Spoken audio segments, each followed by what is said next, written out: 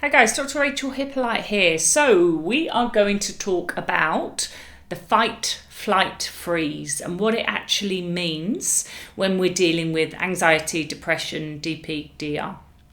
Okay, so we often hear about the fight, flight. So what I want to just get you to understand is there's two different parts of the brain. There's the intelligent part of the brain, which is generally your prefrontal cortex. So we're logical in this part. We have our goals, we have our decisions. And generally when we're in this part of the brain, then everything's generally okay. We can see the positives in things. So even if something stressful comes along, we can actually deal with it in a logical way.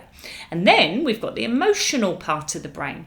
Now the emotional part of the brain has not evolved since we were cavemen, okay? The emotional part of the brain, which is made up of the limbic system, the basal ganglia, the anterior cingulate gyrus, is automatic, okay?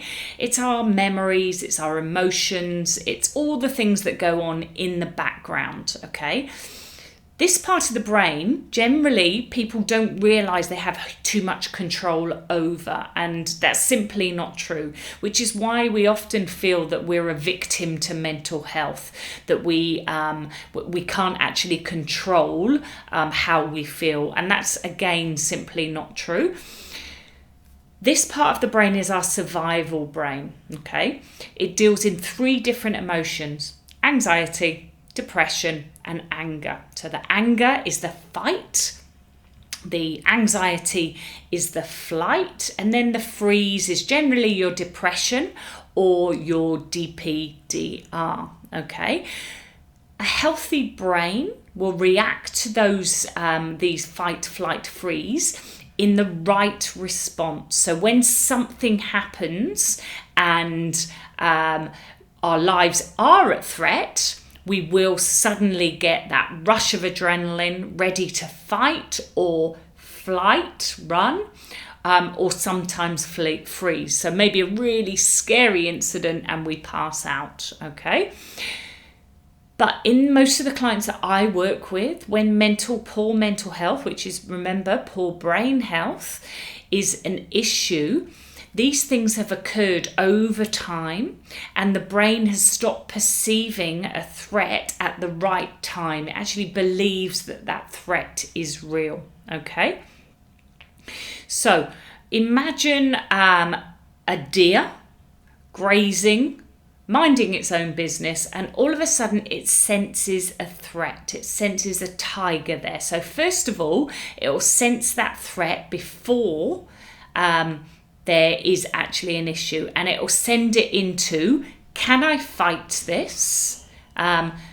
Obviously it can't generally fight a tiger, and therefore it runs, it flees, okay?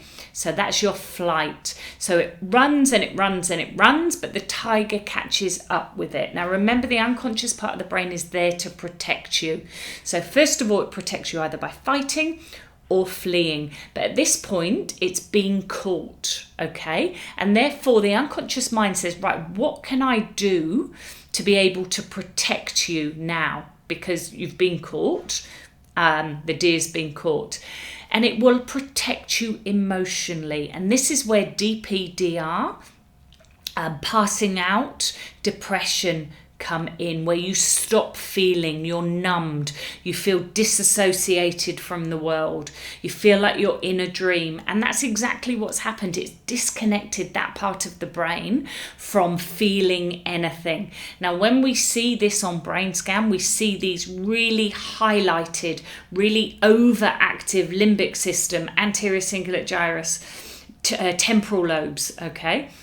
But what that does is it actually turns off other parts of the brain. So feeling emotions, feeling pain, feeling other senses, okay? And it's its way of protecting you, its final way of protecting you before, when it doesn't feel like it can run anymore or fight anymore. So it's the unconscious part of the brain final way of being able to protect you emotionally, so you don't have to feel, so you don't have to perhaps So you become literally disassociated from your body.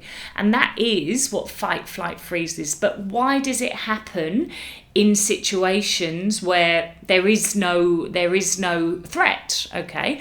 So imagine a bucket of stress. Okay. We all have our stress bucket. When our brains are nice and healthy and they're functioning well with good synchronicity, the stress level in our bucket is generally quite low. Okay, so even if something stressful comes along, we deal with it in a functional, logical way. But things that happen to us in life fill that stress bucket, and when our stress bucket is almost at this overwhelm, that's when one last thing, one catalyst, one thing that happens, and it just literally goes into overwhelm. Okay, the brain becomes overwhelmed. The emotional brain perceives a threat, and it sends us into this emotional protection, fight, flight, or freeze. So panic attacks, angry, intolerant, or in the situation of freeze, that real depression, can't get out of bed, don't feel anything, no motivation, or the physical symptoms of DPDR. Okay, so that's what happens. When you get those symptoms, your brain has been becoming overwhelmed for a long, long period of time, okay?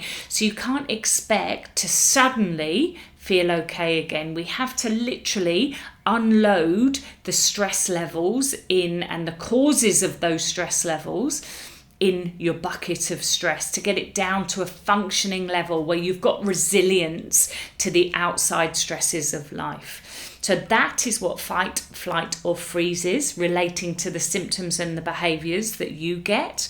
If you do like these videos and the information in these videos, then please subscribe. Please like and please comment. Any questions that you've got, then comment that I can maybe do a video to answer those questions. All right, guys, have a fantastic day, and I'll see you soon.